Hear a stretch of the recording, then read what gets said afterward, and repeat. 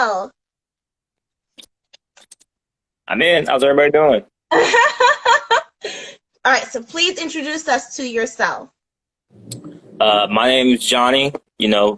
AKA I'm nicknamed the Mad Scientist in a lot of groups, or you can call me Worm. I don't know how that first nickname came into be, but those are the two nicknames that most people go by. So when they talk to me, Wait, you have to explain them now. so growing up, I don't know how I got the nickname Worm. I couldn't tell you that. It just kind of stuck with me. I've never been able to get away from that one. But as I got older, I got nicknamed the Mad Scientist. So I'm in a science international group where people are working on building up like grant programs and stuff like that for people within the community. And, when they talk about scientists, a lot of them stick to certain types of procedures, rules, and things of that nature. But I don't follow any type of rules or guidelines. So I kind of just do whatever I feel like doing, which is I like to experiment, which is why I got named the Mad Scientist. That's pretty much why everybody calls me that. That's very interesting. First of all, Worm. Do you think it's Worm because like Big Worm from Friday? I mean, my personal Facebook says Young Worm, and so yeah, that's probably where the reference came from. And then, so growing up, were you always into science? No, it's just me being a business major and doing business all the time. I never follow normal procedures when it comes to doing business. So, like some people always tell you, you should be paying attention to your competition to make money, right? Yeah. I don't believe in that. I believe more in it doesn't matter what your competition is doing because your competition is never going to cut you a check. If you pay attention to your customer, as long as you're making the customer happy, your competition means almost nothing to you. Why are you paying attention to somebody that's making money over here? Because if I find out everything that my competition is doing, that doesn't pay me any extra money. If I pay attention to what my customer is doing and complaining about or desiring, that's making me money. Like I said, your competition will never cut you a check. Your customer will.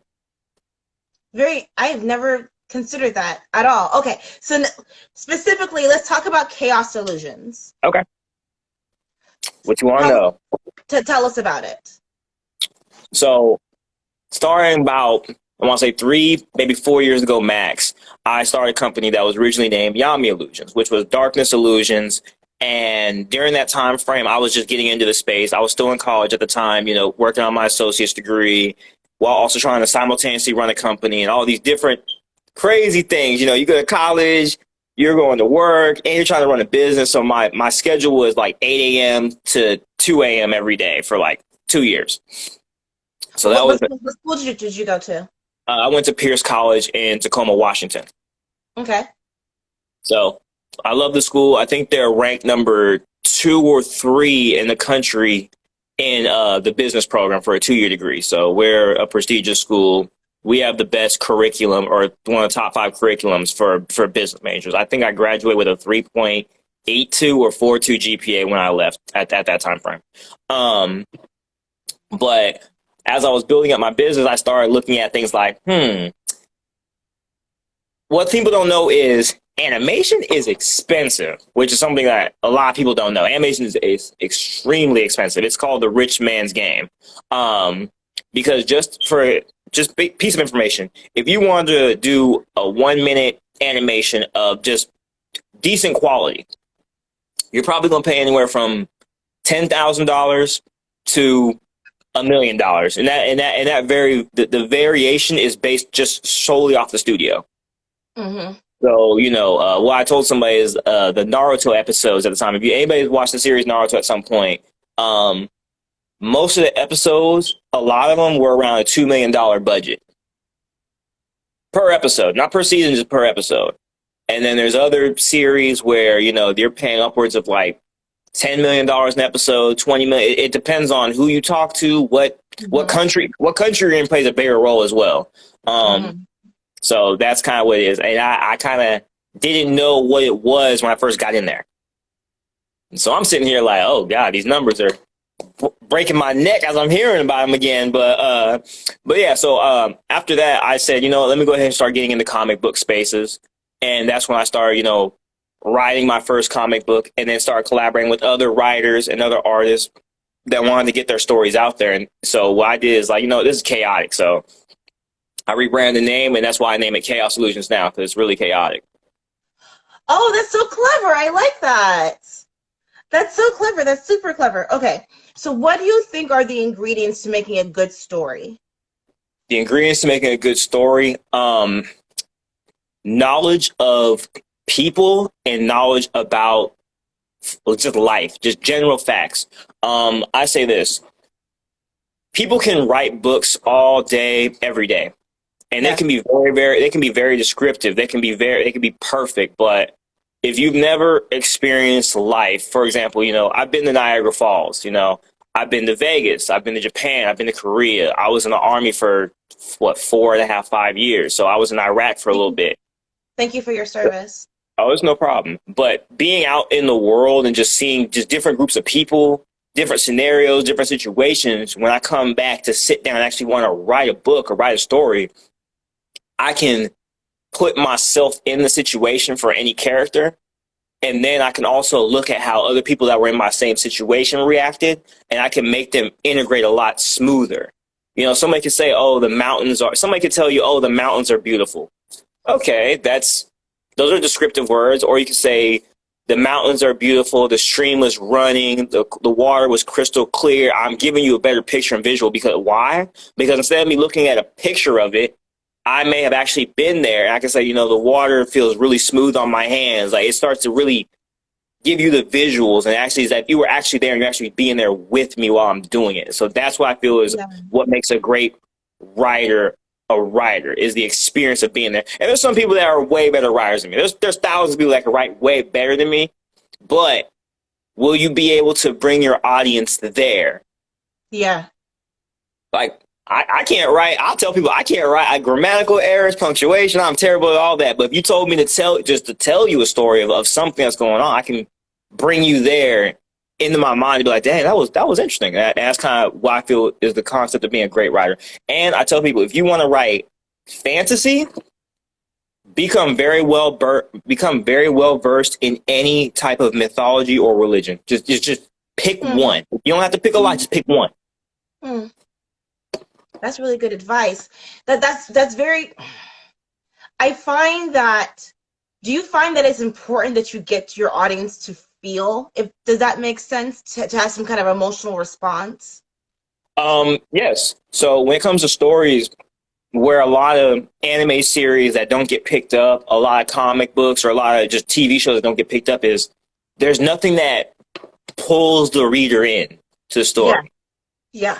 To pull the reader in, it could be a multitude of things. It could be a character dying within the first episode. It could be a violent scene. It could be, political science. Political correctness aside, it could be sexual assault. It has to be something that will pull the reader into the story and be like, hold on, it could be this is wrong. Somebody needs to do something. Or it could be like, oh, this is really interesting. It could be two people having their first kiss in the first scene. Everybody remembers their first kiss. It might pull them in there. Depending on what your audience are you trying to gather, that's what you're going to do to pull them into you. And that's that. So yes, I think that when people write these stories nowadays, they're going for shock value. Yeah. You Yeah. know, somebody gets their arm chopped off in the first scene. To me, that's shock value. That's Yeah. not, oh, it wasn't drawn up. I have no attachment to this character yet. I don't know who this is. I just see somebody getting their arm chopped off. Versus in the first episode or first scenes, you find out that, this kid was an abandoned orphan. He can't get a win. And he finally does something good for somebody else, and he gets his arm chopped off for trying to help somebody else. Even though he's never got a win, he tries to help somebody else get his arm chopped. That can draw an emotional attachment like, damn, man, dude can't catch a break. Now I can empathize with that and be like, I kind of want to see him win right now. At least give him something to work with. So Yeah. that's the problem that I'm having with a lot of movies nowadays that are coming out. It's just a lot of, let's shock the audience. Let's do this. I was like, can you stop shocking me, please? Like, at some point, I'm going to be like, give me something to work with. So when I leave the movies, if you leave the movie and you don't think about it for past the first 72 hours of that movie, the movie wasn't good. Yeah. Yeah.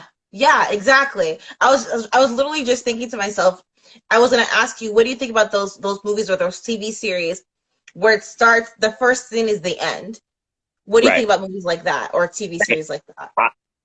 I honestly, I have a love hate relationship with those. I personally hate it, and but the reason why I hate it is because it's like, yeah, you get here, but there's some people in the world that are like me, where they're like, okay, no matter what happens through the next 2 hours, or if it's a short or next 7 seasons, I know where this is going to end up. Do I care that it's going to end up this way? Because some people just care about the end result. Yeah, You know, yeah, yeah, so I'm automatically, I might turn off the TV and be like, you know what, man, look, I don't care. I already know you're gonna die, dog. Like, yeah, yeah, yeah. That's but so true. That's so true. Okay, can you tell us the difference between an animation and manga? so animation, so a manga is really just a Japanese style comic book. Mm-hmm. So so I tell people if you want to read a comic book, you can pick up a Marvel comic book, you can pick up a DC comic book, or you can read mangas, which are Japanese comic books, or you can read manhwas, which is different. It's so mangas are mangas. That's based off of Japan. Manhwas are manhwa, and those are based off in Korea.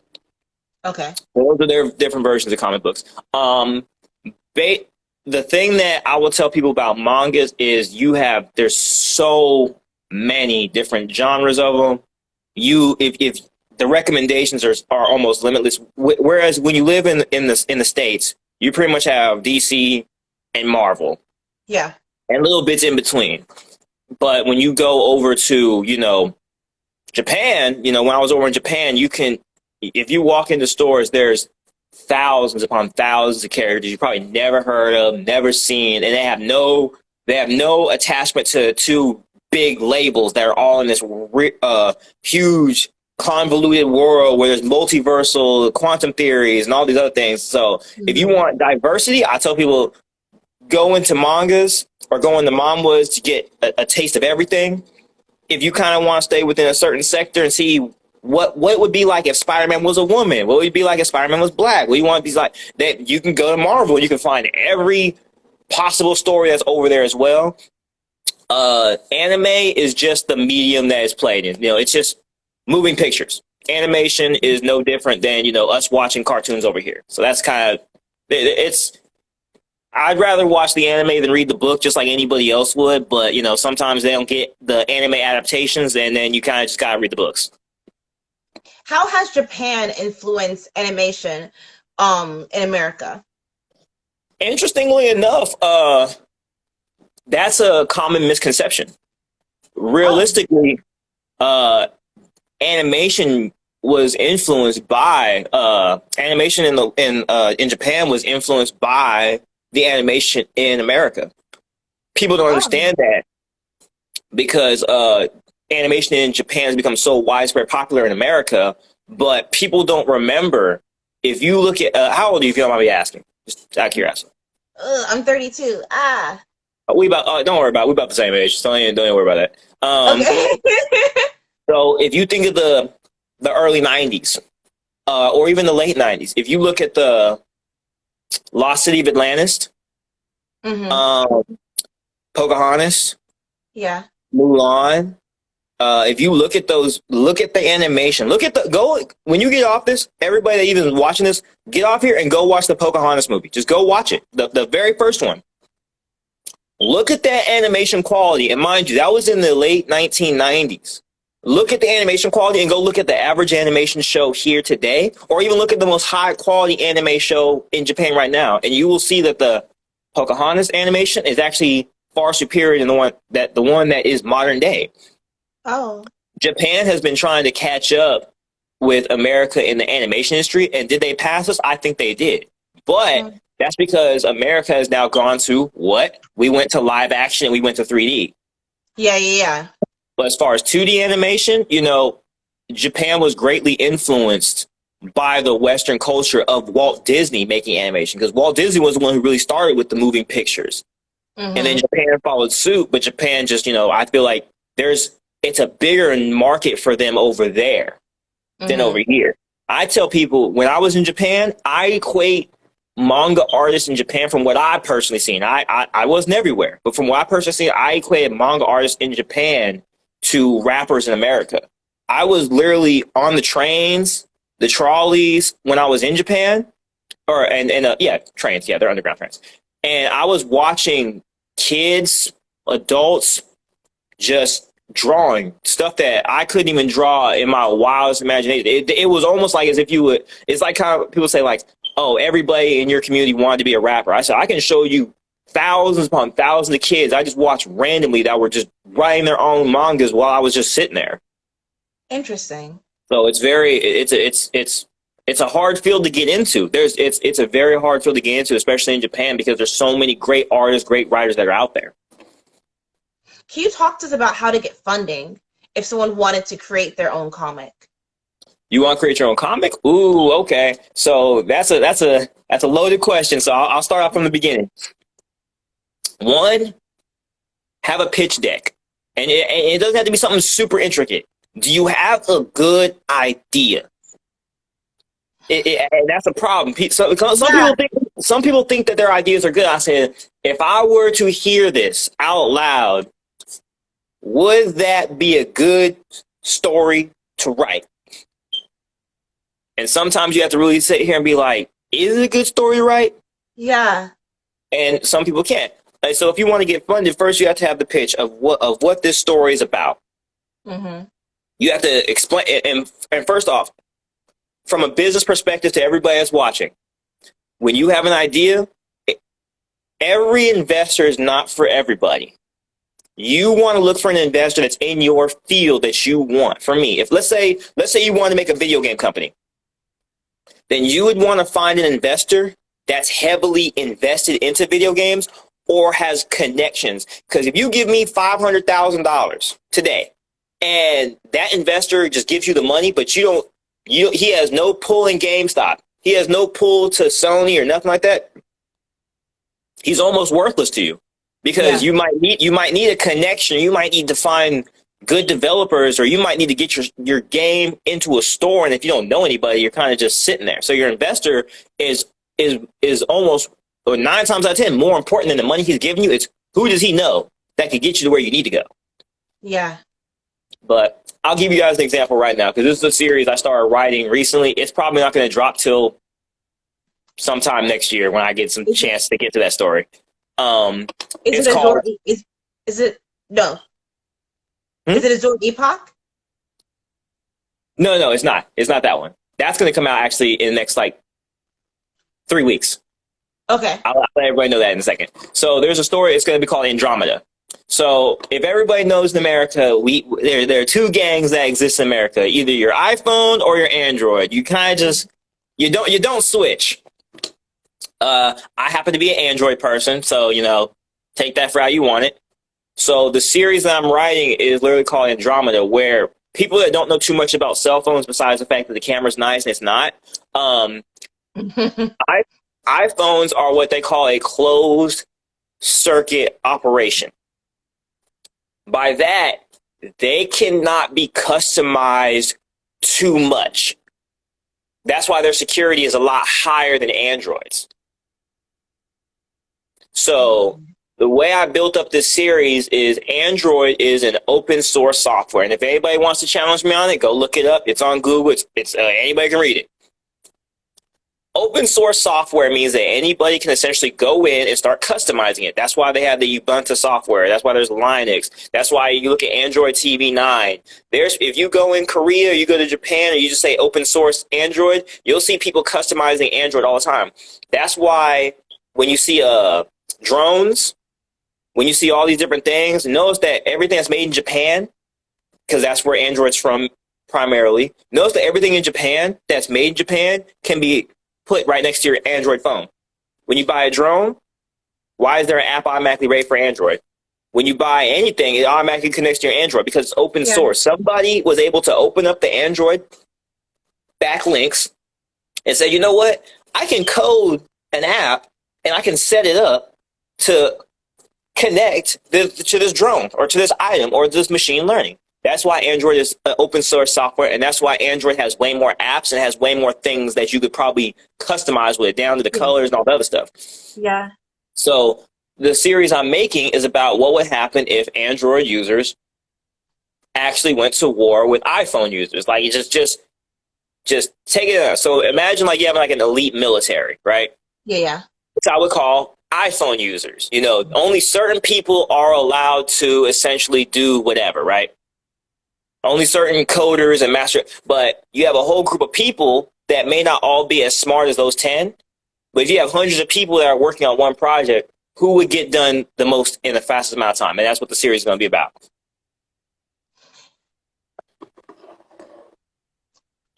I told my friend that I would be good during this interview, but I really that comparison really makes me think about fuck it. That comparison really makes me think about the vaccinated versus the unvaccinated people. Yeah.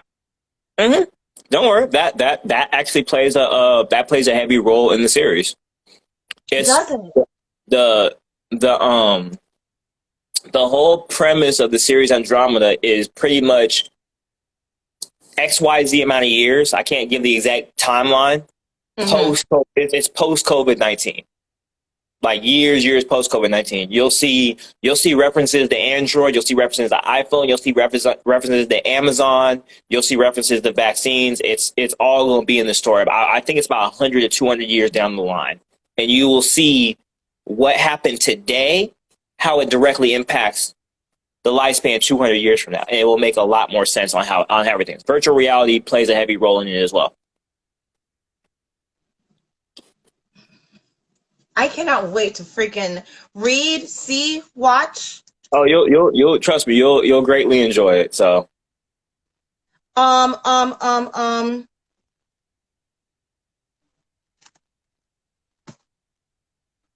So I'm sure you saw the trailer for the Batman. yeah. What was that reaction? What was that reaction? So, my I don't have an issue with Batman. Yeah, yeah. I have an issue with Do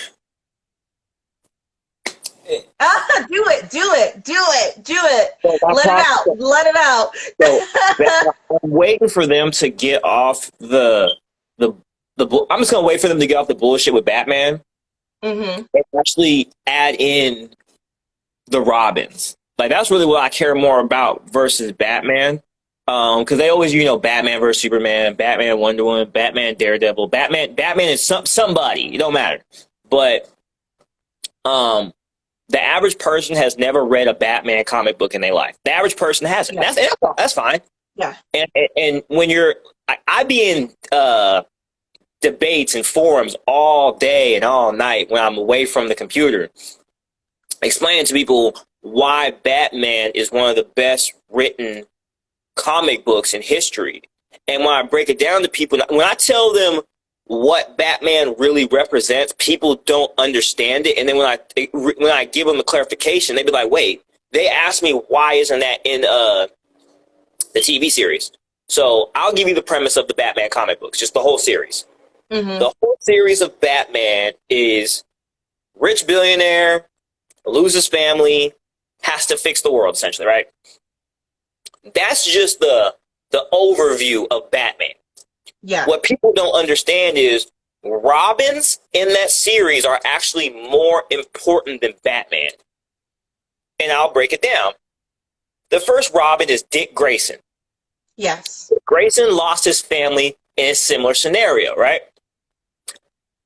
Dick Grayson is what Batman would be.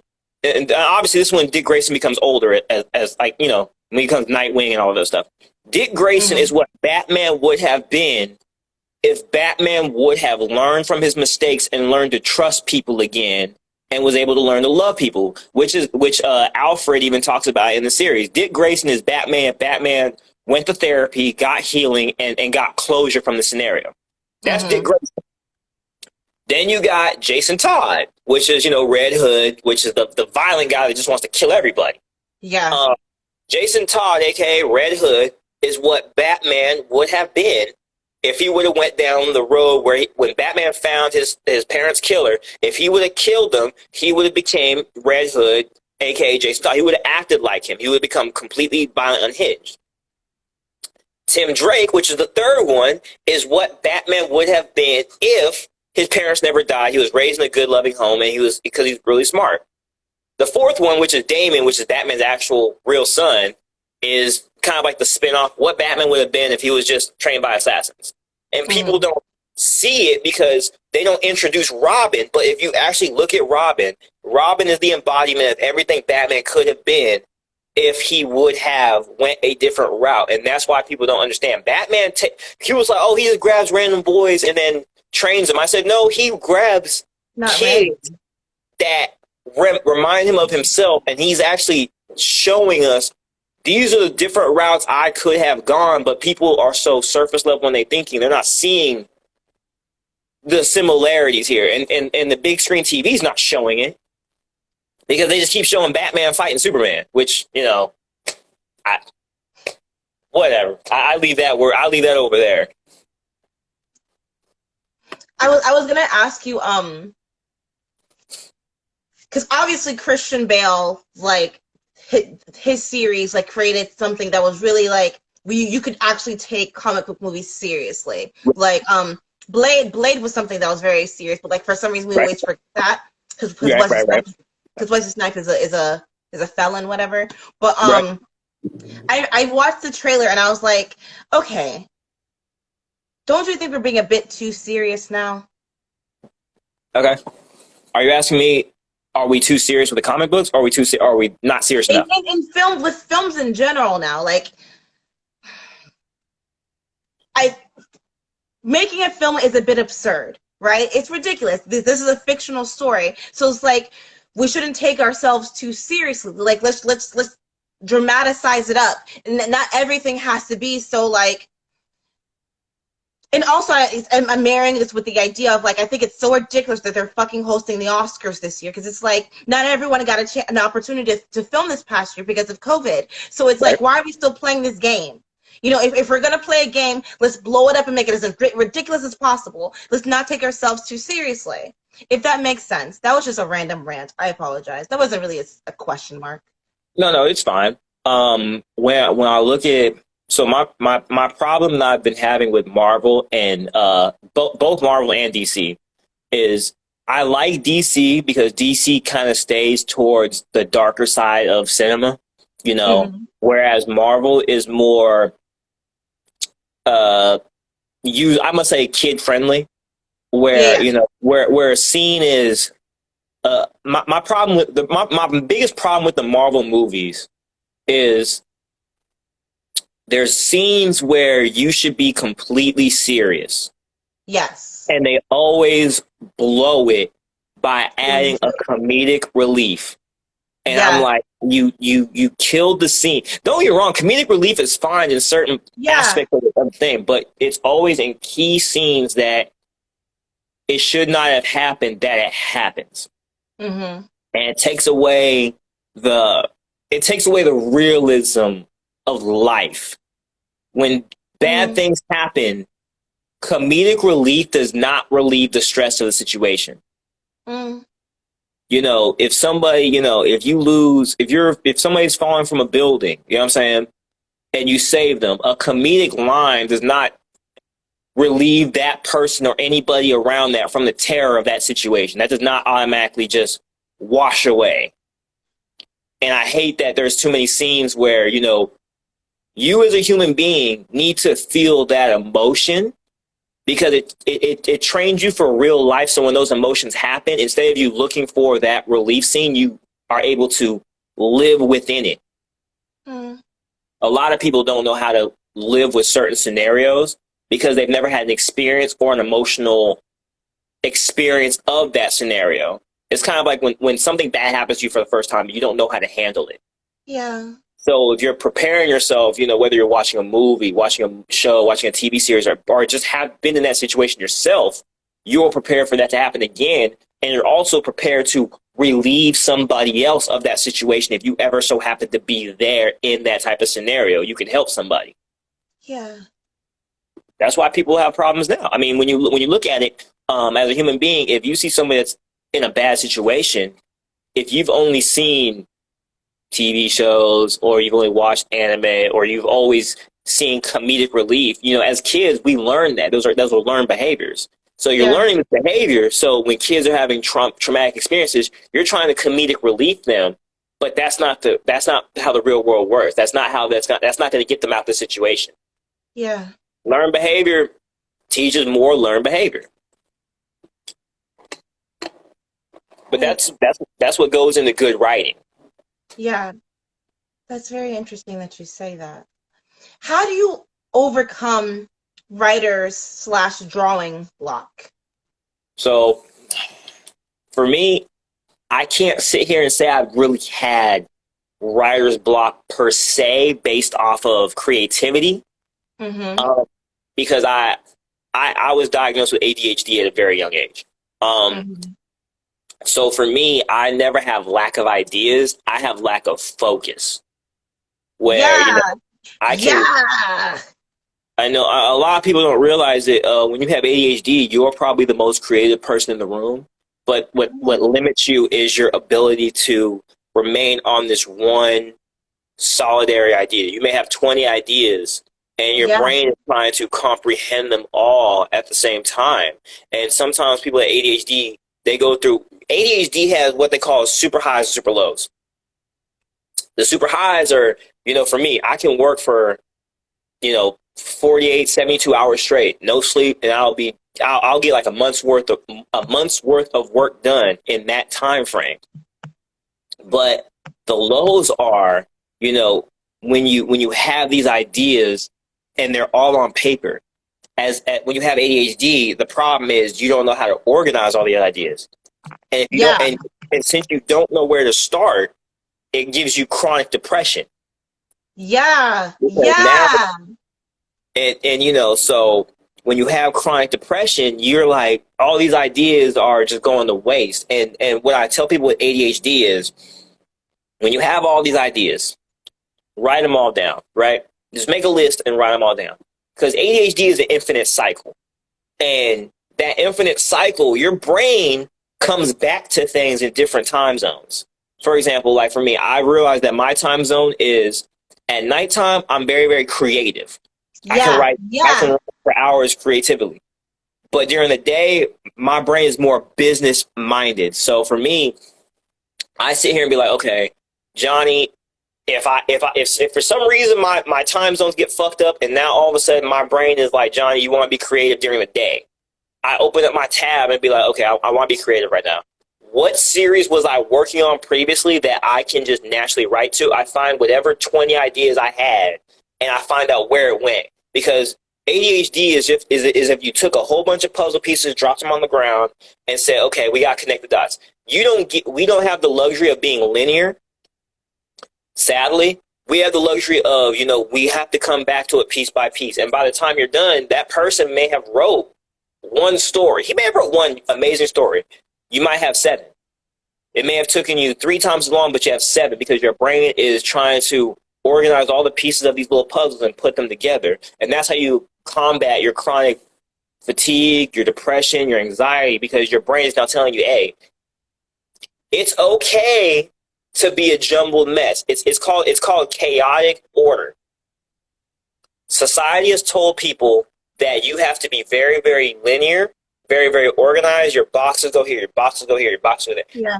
People that have ADHD or people that are just messy people in general, you live in what we call chaotic order, because I live in it. Chaotic order is where if my room is a mess, and my room is always a mess, I can find it. If I walk in my room, I can find everything instantly. But Yes.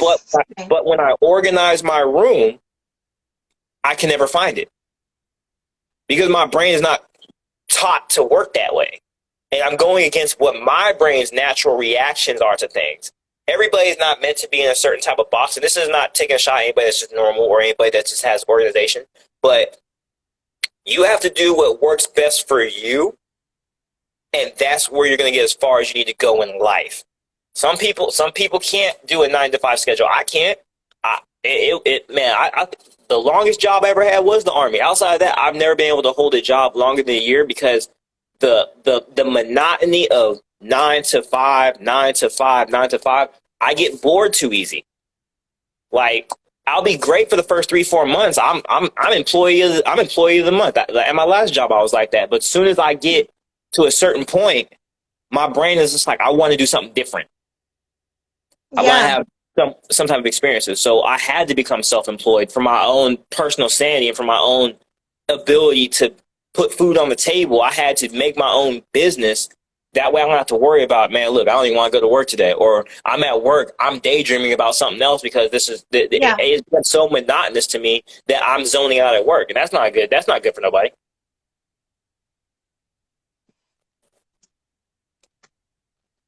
I feel like I just took like a master class, and I feel like I should give you money. It's okay. you just you just made so much stuff make sense about my brain. But okay, Johnny, where can we like you, stalk you, support you, all that fun stuff? If you see me out here, Chaos Illusionz, that's pretty much where my Instagram is. If you guys need my personal information, where as far as like my website is actually www.chaos illusions illusionz.com. We do have a Patreon account that's been set up for a little while right now. People aren't familiar with Patreon. Patreon is where you can go support us, whether it be for $5 a month, $10 a month, $20 a month. And behind that, we have animation series that we've already started. We got 3 episodes of one series already done. I think they're like 10 to 20 minutes long. You guys will see you'll see every comic book series we got, and you'll see everything pretty much a week to a month before the rest of the world will see it. And in addition to that, you guys are all added actually to the credits of everything. So let's say you decide to subscribe today. When we print our books or we upload these chapters on whether it be YouTube, Instagram, and stuff like that, at the very end of the section, you guys have your names actually written out. If you want a nickname, you can, and your names are written out as producers. When you watch movies like producer credits, you're essentially given a credit for this. So whether this thing becomes a multi-millionaire type of thing, then your name is still contributed to it because you were there from the beginning. And we're going to be taking investors pretty soon, so it's highly interesting. We're doing a lot. So yeah, I think you guys will definitely enjoy it. Okay, If and you have then any, final yeah, question, then I'll let you go. I'll let yeah. you I'll let you go enjoy your protest over there. Oh yeah. um, this is a selfish question. Okay. Sorry. I have an idea, and I've had this idea for years, Okay. plural, like over 15 years. Okay. Um, and then a series came out actually, and it's Yeah. so reminiscent of it. Yeah. I don't know what to do because, like, does that? Can you Do you? claim that it's an original when it sounds just like that TV series on Netflix? So let me say this to give you a little bit more peace of mind. There's nothing new under the sun. And by that, it doesn't matter whether a series is almost identical to something else.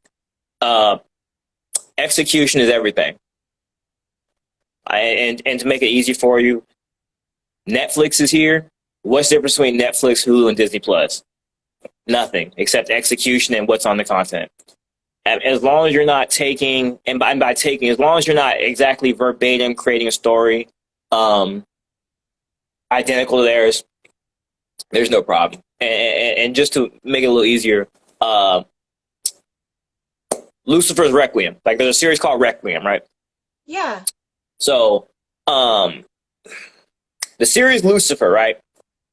Before Lucifer came out, I had started a series around 2000, I want to say 14 or 15. And I had been working on it. I recently just finished the name, probably maybe a year ago. And it's called Requiem. I had never seen Lucifer until probably November of last year. Oh. I never watched it. Wow. I had never watched it. I had watched the series and I said, that's crazy. I said, because this is exact. And I opened up all my notes and I said, it was almost verbatim what I had wrote. Yeah. Probably not from a scripting perspective, but I was just like, no, it's different because you understand, when you add characters, you add scenarios, you change situations, your series is completely different. So if you feel like this is an idea that you can go forward with, by all means, pursue it. I mean, because at the end of the day, you gotta understand every Marvel is nothing but a conglomerate of every religion that's ever been made. Like Thor is from Norse mythology. Tony Stark is a genius. Wonder Woman is an Amazon. Like you're just taking things of different parts of history and just throwing them into a melting pot and saying, voila. Hmm. So, don't sit here and think like, just because somebody did an idea that is similar to yours or reminiscent of yours doesn't mean that yours won't be successful. Yours might be more successful. You know why? I tell people it's always funny when people do something that's similar to yours first, Mm-hmm. because I call those people the poison pill. Even if it's successful, go to the forums. Ask people what didn't you like about this series? Find out what they didn't like. And once you find out what they didn't like, make a series that highlights everything that they wanted to happen in your series. If somebody has an action-packed series and they're like, bro, I love the action, but they didn't have enough dialogue. They didn't get no feedback like that. Well, why don't you just make a series that's reminiscent of that, but make it more dialogue heavy? Make the action scenes a little bit less and make it more dialogue based so people get more emotionally invested. Instead of it being a 30-minute fight scene, make it 7.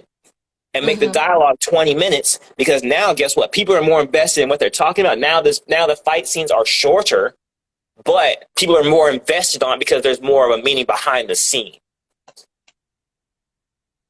Okay. Okay. If it's something that you want to write, or if it's something that you is it a comic? Is it more of a comic It's not book? a Is comic. it No, no. It's not gonna be a comic. No. I mean, what? I mean, I guess it could be. I don't know. is it okay? I know you don't want to reveal it. So is it science fiction? Is it fantasy, or is it nonfiction? It's science fiction. Okay. Futuristic as far as what, Future 2023, 3000s, or in the future. Yeah. okay. I can So say it out here, loud if you have time. oh Oh, yeah, I've never said this out loud to anyone. Oh, I'll I'm take it. nervous. Take your time. I mean, I mean, look, I got nothing but time to do that. I can help you. I can help you dev it. um. It's not a big deal. Okay. This is so weird. I've literally have never told anyone this ever in my life before. Um. Okay. So. And I know you're already gonna guess how this sounds familiar to this Netflix series. No, it's Hulu. It's a Hulu series. Okay. Um, so it's in the future, and fertile women are going extinct. So what they're doing is they take a single woman and they pair them with a group of men, and they put them on um in like this like a dome where the whole purpose is to survive and make babies. But they take the babies and they put them on real Earth. So and they give the babies to like parents who are like wealthy or like middle class. And yeah. Okay. So if I think I understand I'm trying to remember what series that would remind me of. Handmaid's Tale. I've never seen it, so that's probably why. You're lying. What? I've never seen Everyone's seen Handmaid's Tale. it. Man, look, when it comes to me and my writing or what I'm doing, I usually give myself like what I call like a month to 2 month break of like mainstream media, because when your story is in the very very infancy of its stages, what usually happens if you have like a good idea, if you see a series that you just like, doesn't have to be reminiscent of it, just that you like, your brain naturally starts curving its ideology process into whatever story you're watching. And I've watched myself do it a couple of times where my stories were in the very beginning, and as I was watching certain series, a lot of stuff that was in the series was starting to slowly seep into mine. Yeah, And yeah, yeah. so you wait until you're closer towards the middle or ending. As especially I tell people if you can wait till you're in the middle of your series, as far as like the development of it, you'll always be in a better place because now your brain has already said this is the structure that I'm basing it off of, and now you could take bits and pieces of other series that you like and then fine tune it into yours. And I always recommend you doing that when you got time. Always do that. So why haven't you? What has stopped you from pursuing that? If you don't mind me asking. Um, Number one, I had several things written down in a journal, and my ex has those journals, and he hasn't given them back. Um, Number two, there's a lot of there's like a line between like sexual consent and rape, Right. and like people don't like talking about rape, so Right. like so that's holding me back as well. And I don't know, I just think that I'm stupid. So I mean, so one, stupidity is subjective. Like nobody that's nobody that's stupid admits they're stupid. Stupid people are people that think that they know everything. Once you admit you know everything, you can't learn anything. So there's that. Um, as well as I don't know your ex. I'm just gonna say, man, that's a prick move on his part. So I'll leave that at that. Um, but in a society of political correctness, in yeah, the society yeah, that we live in, uh, my view on it is things need to be talked about, whether it's through a medium, and by medium it could be comedy, social climate, political talks, movies, whatever the case may be, or it can be hidden from the world. And for me, if you feel like there is it, you're talking about rape, sexual assault, sexual consent, and stuff like that.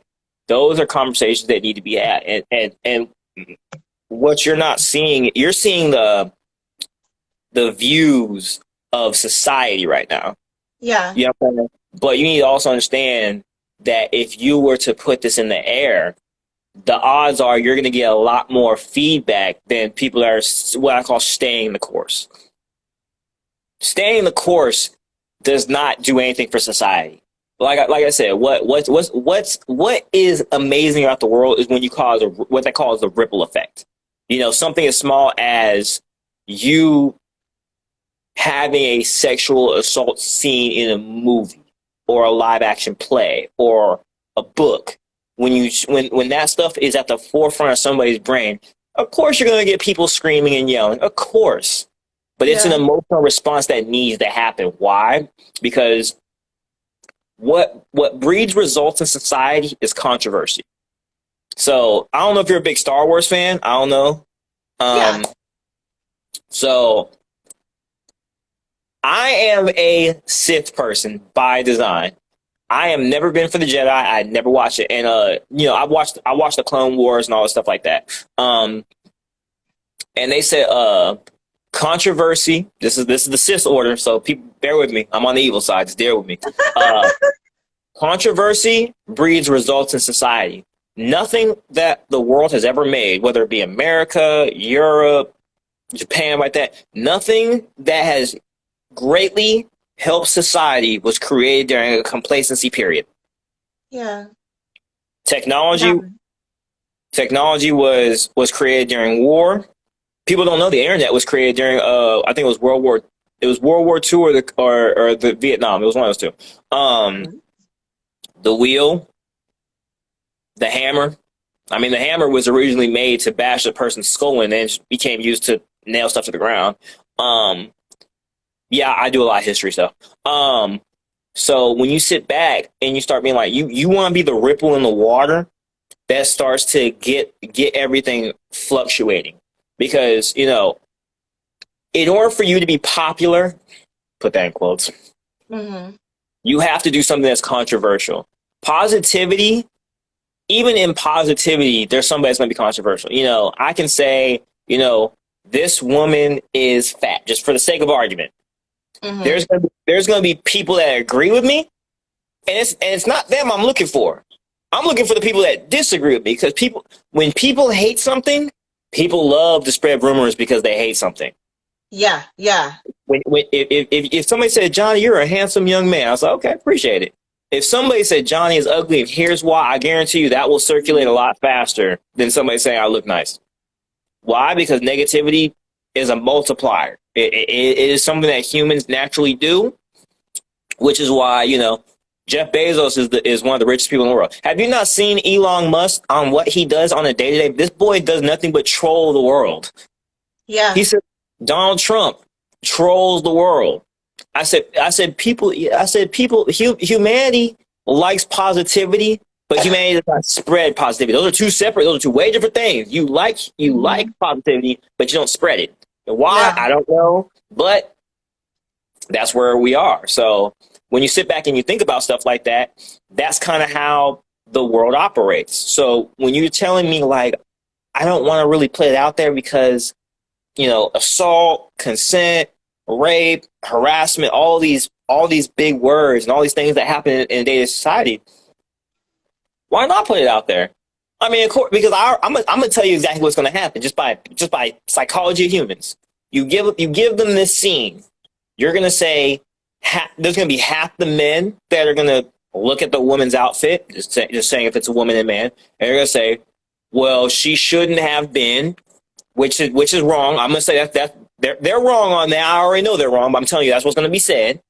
And then you're going to have women in the comments fighting with them, explaining why that's wrong.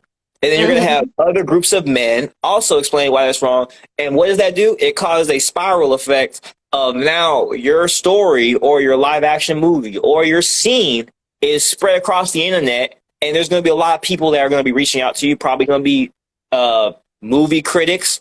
You might have investors because, when you go against the grain, that's where everything is generated from every time. So you don't be afraid to take a stance on something, because if you don't stand for nothing, you're going to fall for everything. And I'd rather you stand on something. Stand on your morals. Stand on your morals. Do you feel like this something needs to be said? I'm blunt about it. I was like, man, screw everybody. This is about you. At the end of the day, this is about you. When you get older, it's like, damn, I should have done that. Nobody wants to be old thinking about, I wish I should have done this. If you live in that type of lifestyle, I don't even want you around me personally. Yeah. So think about that. I mean, look, the books and the stuff that your ex took from you, piece of advice might have been a blessing in disguise. Might have been a blessing in disguise. I mean, it gives you, because now that you're not, I guess you would say, held hostage, when you release the hostage of those books and stuff that you have, you get to write new stuff.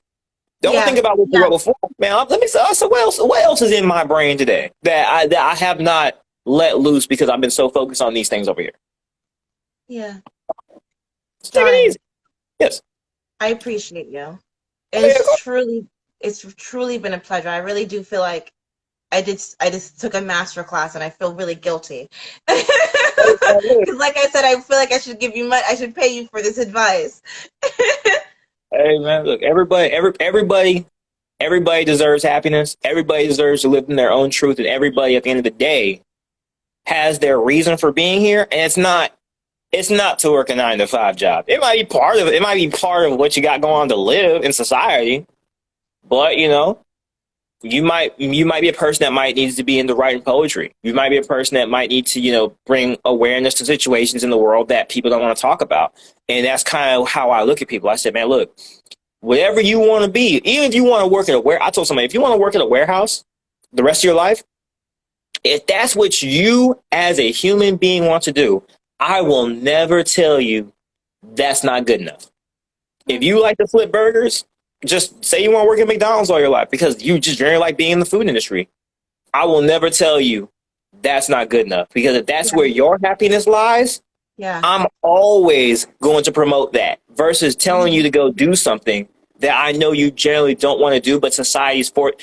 Oh, in order to be successful, you gotta make $100,000 a year. No, bro. If you like making murals and paintings and they pay you $50,000 a year and that's what you enjoy, go do that. Have fun, because that's, at the end of the day, I'd rather you have fun and enjoy your life than do something you hate because society says you need to make more money or you need to do this, you need to do that. I said don't follow society because society hasn't been right for years. So don't listen to that. That's wild.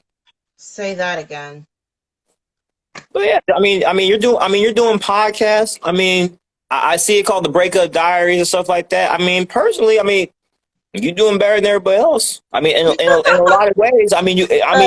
You're openly expressing yourself to the world, which a lot of people don't. A lot of people aren't able to. A lot of people are afraid to. But at the end of the day, once you have embraced who you are as a person, the world can't take that from you. That's my biggest piece of advice. You're doing the right thing. I personally think that you are doing the right thing in your journey. My best advice to you is just don't ever stay the course. If it doesn't make you happy, it doesn't make sense. Be selfish. I'm telling you, be selfish. Your happiness comes first. The rest of the world's happiness. Because if you can't help yourself, you can't help nobody else.